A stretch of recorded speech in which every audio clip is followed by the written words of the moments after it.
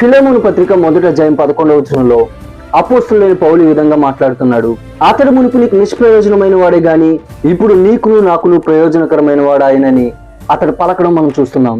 ఈ అధ్యాయాన్ని మనం గమనించినప్పుడు అపోస్తలుడైన పౌలు ఫిలెమోనుకి పత్రికను రాస్తూ అతనికి నష్టము కలుగు చేసి అతని యొద్ద నుండి పారిపోయిన ఓనేసిము అనే దాసుడి కొరకు ఈ మాటలు పలుకుతున్నాడు. మునుపు అతడు నీకు నిష్ప్రయోజనమైన వాడే గాని ఇప్పుడు అతడు మన ఇద్దరికి ప్రయోజనకరమైన వాడిగా మారాడని పౌలు పలకడం మనం చూడగలుగుతున్నాం. దీని కొరకు మనం ధ్యానించినట్టయితే కొలసీ పట్టణంలో ఉన్న ఫిలెమోను దగ్గర ఓనేసిము అనే ఒక దాసుడు ఉన్నాడు. అతడు బహుశా అతని ఇంట్లో దొంగతనం చేసి అక్కడి నుంచి తప్పించుకుని రోమా పట్టణానికి వెళ్ళి అక్కడ పౌలు ద్వారా యేసుక్రీస్తుని తెలుసుకుని సువార్త ద్వారా అతడు మార్చబడి పౌలుకు ఉపచారం చేశాడు.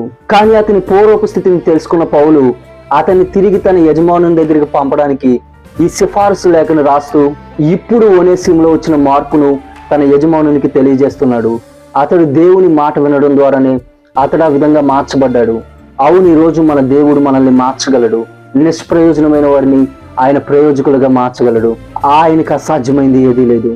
ఈరోజు మనము ఎవరికి ఉపయోగకరంగా లేకపోయినా మనం ఎప్పుడైతే దేవుని సన్నిధికి రాగలుగుతామో, ఆయన మాటను వినగలుగుతామో, దేవుడు మనల్ని కూడా అనేకులకు ప్రయోజకులుగా మారుస్తాడు.